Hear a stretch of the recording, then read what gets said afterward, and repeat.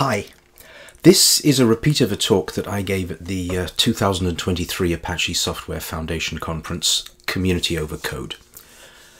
This is a result of my investigations into the feasibility of using the Groovy programming language with Apache Ignite.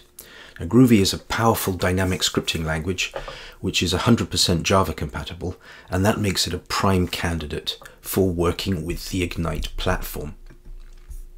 So, a little bit about me. I head up the professional services and education team at GridGain. We are the creators and sponsors of the Apache Ignite project. I'm a computer scientist, philosopher and coder, more a hobbyist coder really, and a very rare blogger and writer, but I also love good design and good puzzles. And a disclaimer, I'm very bad at solving the Rubiks Cube, which is a little bit about what this is all about. So, my record for solving the 3x3x3 Rubik's Cube, the standard Rubik's Cube, is never. But I do love the engineering and design of oddly shaped cubes, and so I've been collecting them now for some while. And what's interesting is that the permutations of these cubes, the numbers of ways in which you can jumble them up, are actually much simpler than the original. There are more complex ones than the original, of course. You have a 4x4x4, etc., and a 5x5x5, but those don't really interest me. What interests me are these fabulous shapes. Some of the ones you've seen here actually changed their form and are still rotatable across various different axes. These ones here in the top right actually map to different shapes which can be then rotated. And the 2x2x4 shown in the bottom left is actually also can be moved into a completely different shape, which is then rotatable. All of the other cubes shown here actually retain their shape when you rotate them and jumble up the pieces. So I wrote some naive recursive algorithms, what we would describe as being a brute force technique, and in the world of AI, brute force is very often not the best way to solve problems like this, but I decided to write some brute force algorithms just very simply to see if they could help me solve certain moves, like for example, how do we swap two corners on a particular cube without destroying the rest of the cube, in other words keeping all of the other colors in the place that they are.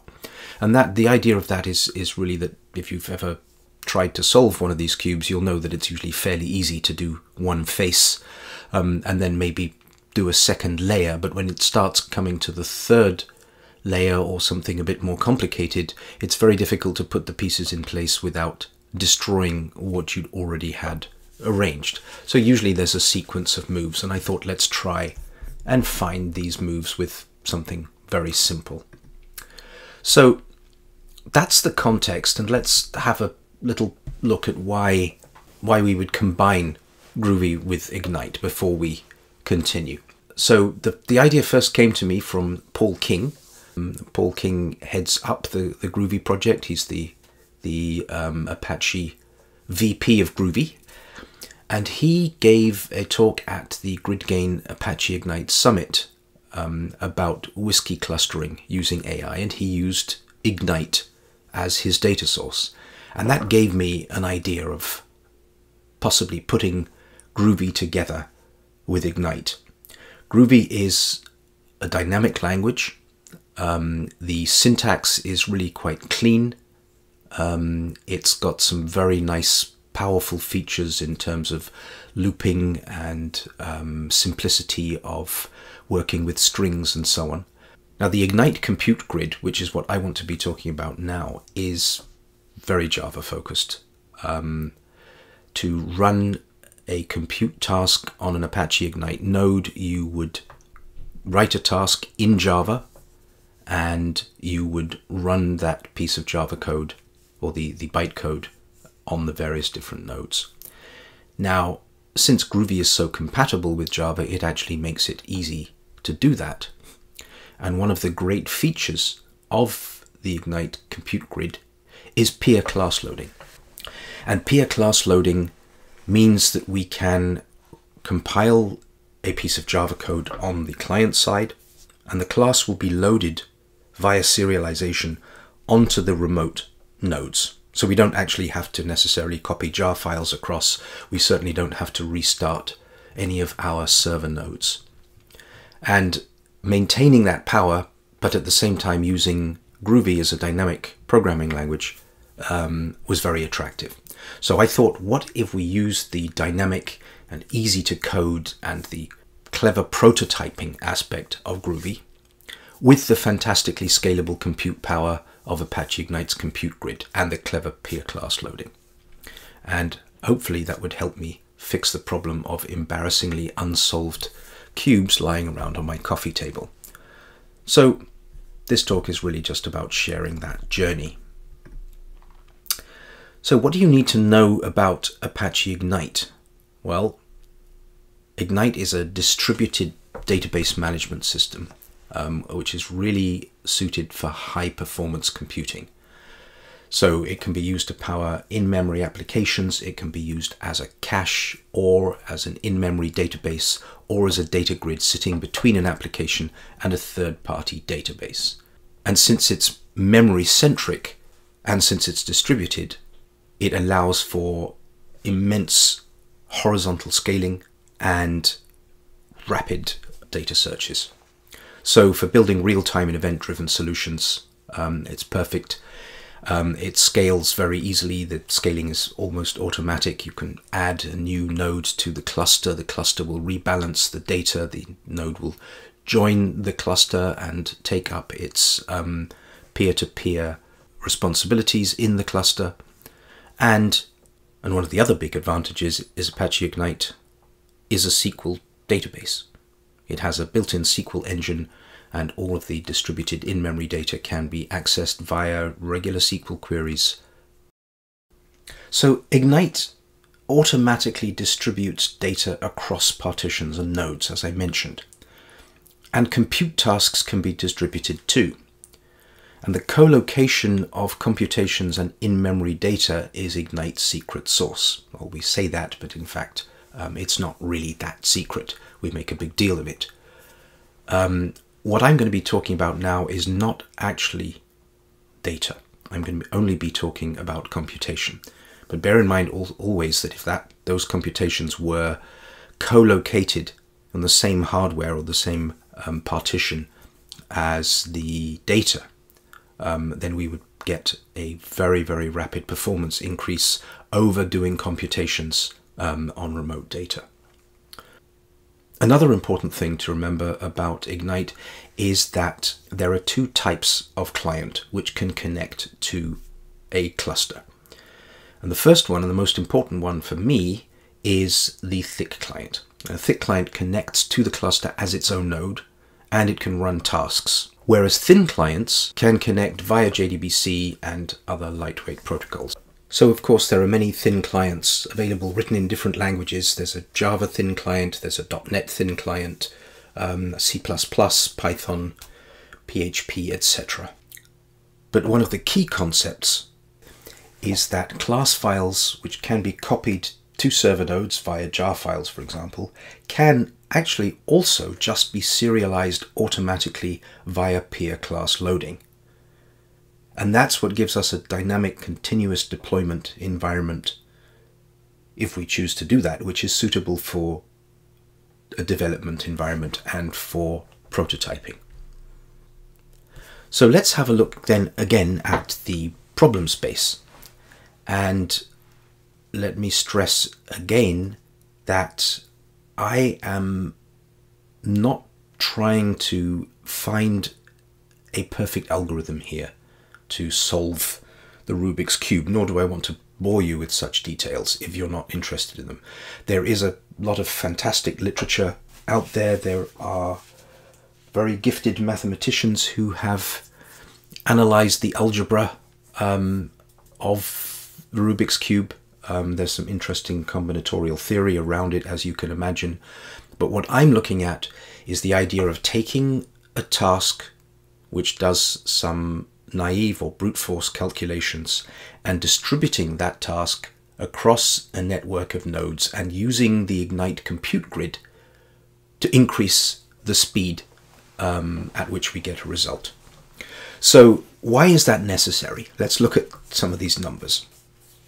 The world record for a human solving the entire regular 3x3x3 Rubik's Cube is 3.8 seconds, which is fairly extraordinary. It's quite a feat of dexterity as well as brain power. Unsurprisingly, there is a world record for a robot solving the regular Rubik's Cube, and that is 0.38 seconds, so 10 times as fast. And the team that did this apparently have said they stopped the project. They feel they've proved the point, but they're sure that there are many more, or much more, improvement which could be made to that time. But that gives you some kind of idea. Now, the cube shown is a 3x3x2, and that has 12 possible moves. I'll leave that as an exercise to you to work out what they are, but you can get an idea that you can move the front face and the top face as well as the side and the middle column and so on. So there are 12 of those. And that means that if you are making 10 consecutive moves, which is a recursive rearrangement of the cube, there are 62 billion permutations. And that's without pruning. And by pruning, I mean if you go left and then go right, you have obviously undone the previous move, so there's no point in doing that. So 62 billion, even without pruning, is still a very large number. So my first attempt at helping myself to solve the cube with code was some Python code which swapped the two final corners of a 3x3x2 without messing up the rest of the cube. And you'll see that's shown in the diagram here by C1 and C2. We wanted to swap those corner pieces around. And my brute force algorithm took an astonishing 27 hours to complete. And I thought, well, we must be able to improve on that. And that's one of the things that got me thinking about using Ignite and the compute grid. Rather than improve the algorithm, which I knew I could do, I wanted to see if I could get better result by distributing the code across a compute grid and having multiple processors work on it.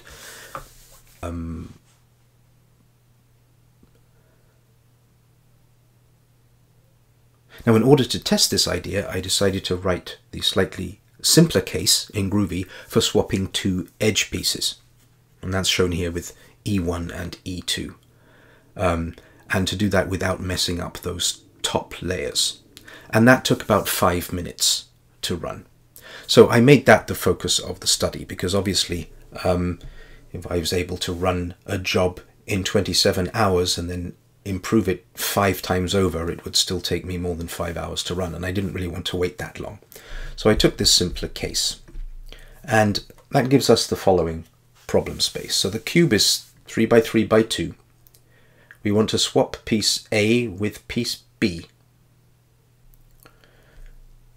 Rows R1 and R2 must otherwise remain the same. And some playing around told me that this could be solved in 7 moves, which means it's a maximum recursive depth of 6, obviously starting at 0. So the algorithm, as I said, was quite naive and very much brute force. And the basic idea is that I represent the cube as an array. I define the moves or the transforms which turn the cube and map the pieces to different places. So for example, we have front anti-clock, left column rotate, back anti-clock. You can imagine those by looking at the diagram. And I implement those moves as a series of swaps. So we do front clockwise, which would swap piece 0 with piece 6 and piece 1 with piece 3. And you can imagine how moving the front clockwise moves those pieces into the different positions. And then I define a source and a target position, where the one array represents the cube in its starting position and the target array represents the cube in its end position. And then all I do is I apply the transform and then test for target position. And I do that with each possible move. And then I do some minor pruning by checking for loops. So there's no going clockwise and then going anti-clockwise, because that would be silly. And then I recurse to the maximum specified depth. Otherwise, the recursion would be infinite. Now, what this does mean with this algorithm is that if it takes a long time and comes back with nothing, it could be that there is no move in the current number of moves that you have specified, or there's no move within the current depth that you've specified, which will find your solution. So the plan versus the approach. Now, the best laid plans of mice and men oft go awry. So I wanted a clean, dynamic, easy to write prototyping approach using Groovy, running in this kind of almost continuous deployment development environment. And that would give me an easy workflow, which could then move into a proper build flow, which could then help us to create high performance code in our quality assurance or live environment. But I wanted to start with this prototyping environment and kind of continuous deployment. So the first thing I needed to do was to create a thick Ignite client in Groovy, which was trivial. It's very, very easy. Groovy is 100% compatible. It's nice to work with. You can look at any Java documentation, typically for any framework, and just convert it to Groovy on the fly. That's not to say that doing that will use all of the best idioms of Groovy, but certainly it's never hard to do that. Now then what I wanted to do is I wanted to pass a Groovy script, or maybe just a Groovy closure, to an Ignite compute task to distribute that to the cluster to run on each individual nodes. And that's where I had a little bit of a sticking point, because I couldn't do that without pre-compiling the Groovy with Groovy compiler. And I didn't really want to do that. I wanted to get away from this need to compile everything before running it. So finally, to give me the kind of environment that I wanted, I settled on Ignite Java sort of harness, which took a Groovy script as a parameter, and it parsed and ran that Groovy script on each individual node. And what that gave me was a dynamic script writing and loading and prototyping environment, which is what I wanted.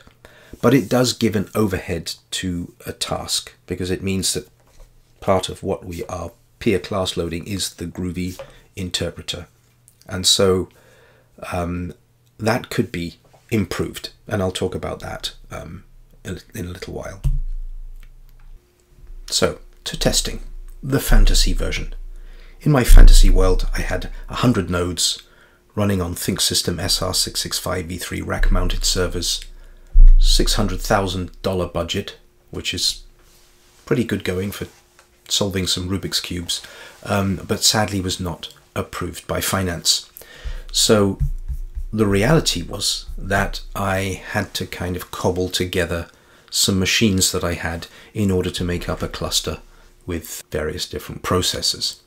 So these numbered a old Lenovo laptop running Ubuntu Linux, a B-Link mini PC running Windows, a Raspberry Pi 4 running Raspbian, and then my old MacBook Air and my work MacBook Pro. And budget for that was $0, and it was approved. And although I much prefer this photograph to give an idea of the weird resources I had cobbled together, the real reality was this. All of these machines were connected on my Wi-Fi, except for the Ubuntu machine, which was connected on a wired network.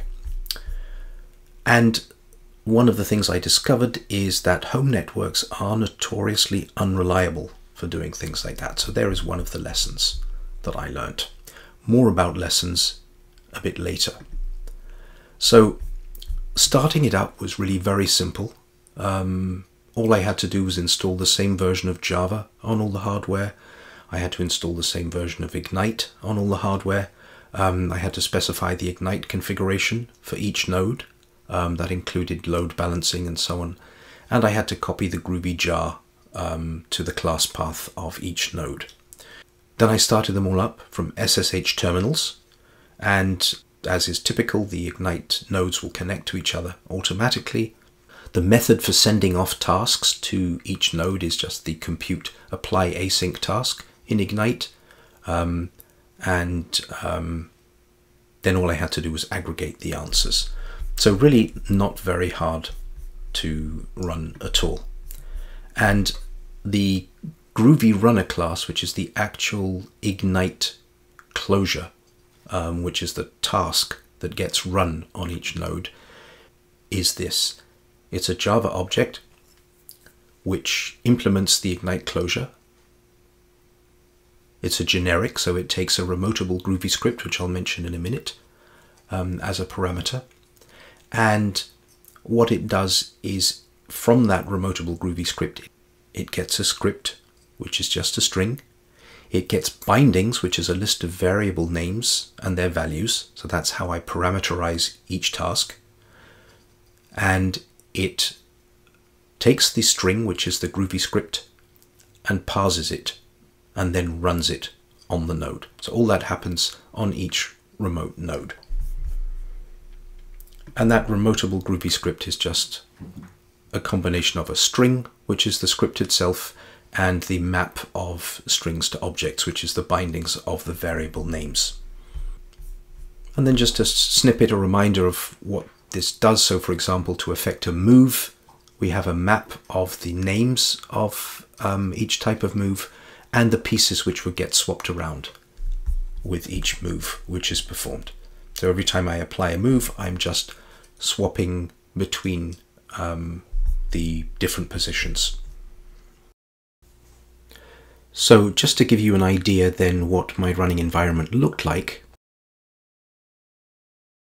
I opened these SSH terminals to all of the different processes in my cluster. I started up all of the Apache Ignite servers. You can see they connect to each other, and they show me that the server topology contains 5 servers. Then I ran the Ignite client, and now you can see that one client has connected to the cluster of 5 servers. Then I fire off all the tasks, each one parsing and running the Groovy script, and each one gets distributed to each node of the cluster.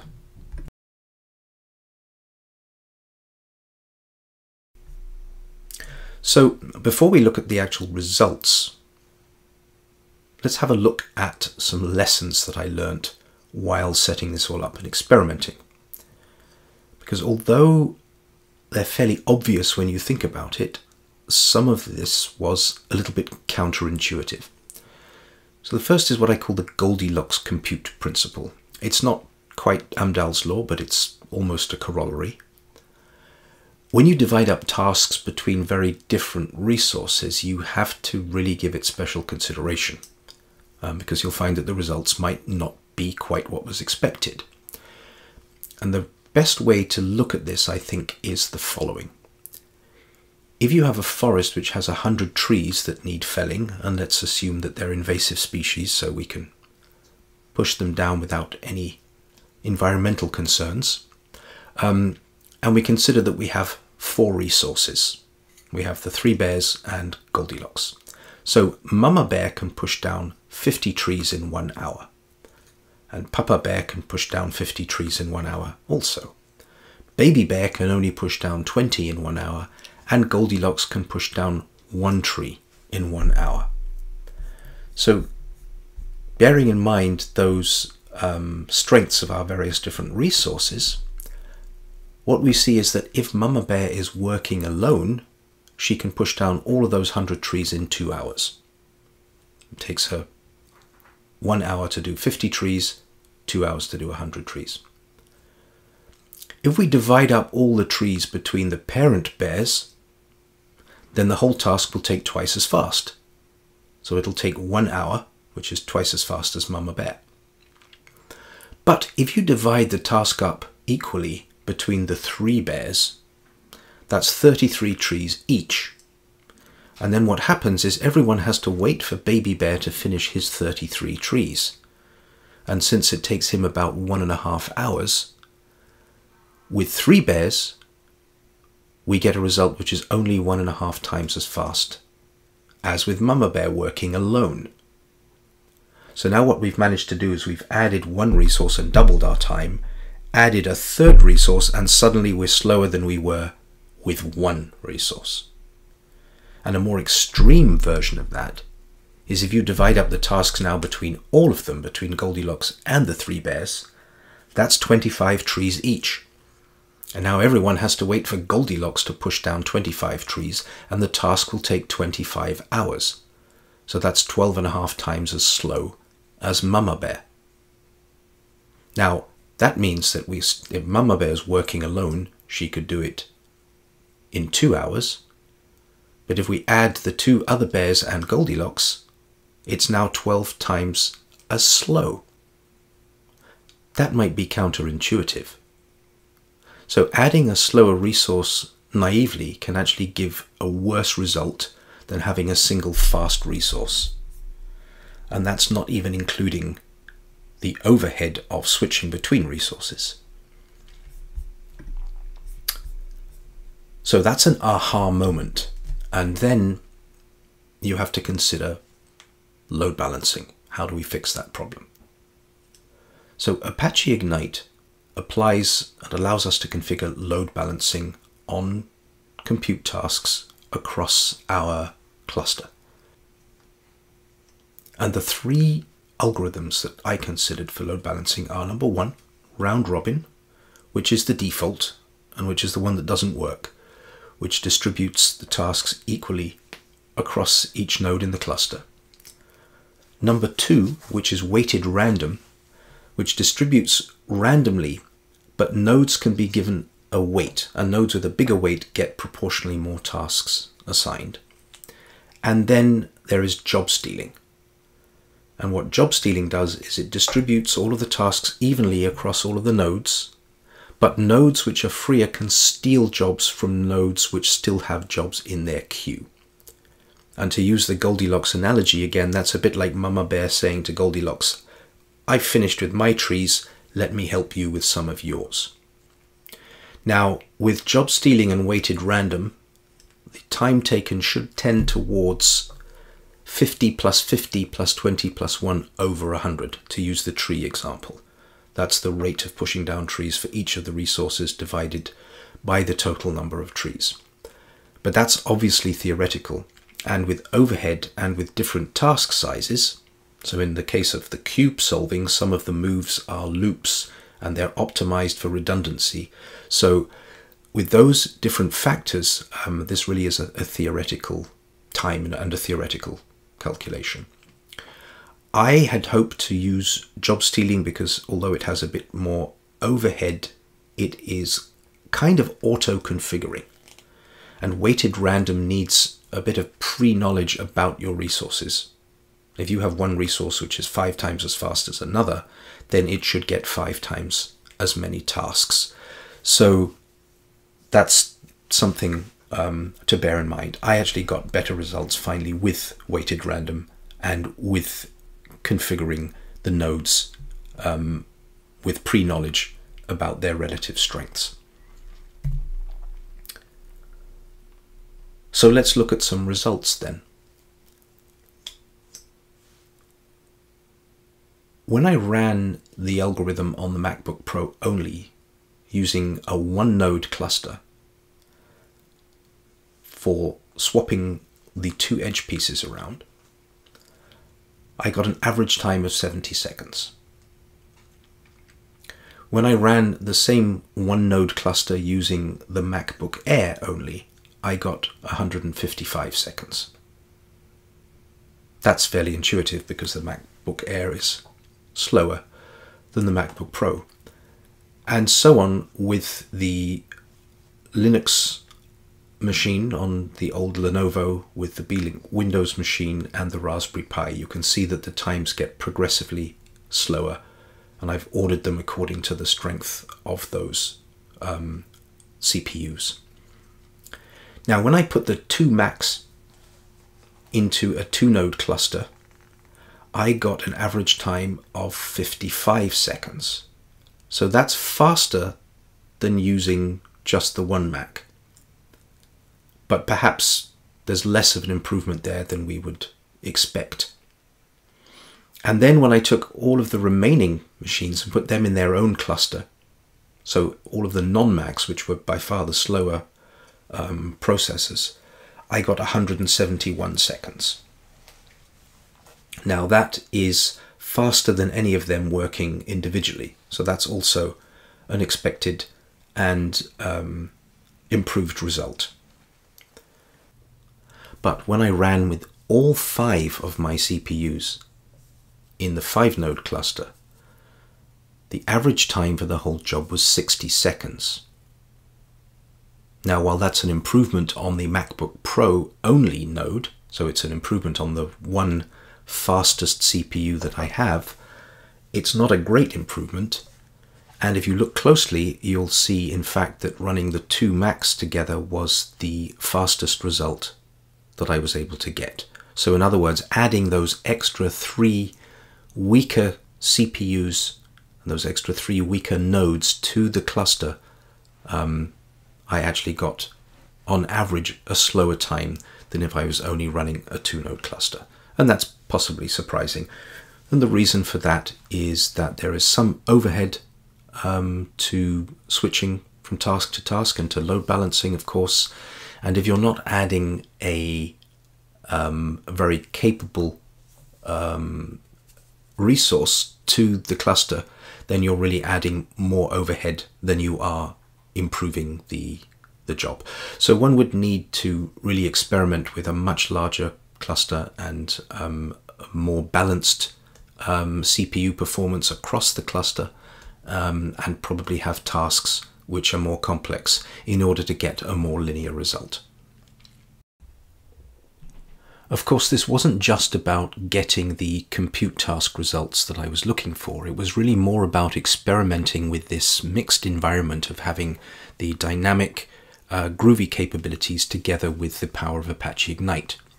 And although mixing these processors of different strengths and power certainly was maybe not the most realistic use case, there are cases where you might have different CPUs in your cluster, and it was very interesting, and it certainly proved the point.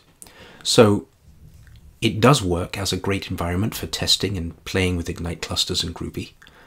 Where I was a little disappointed was that the peer class loading wasn't working completely with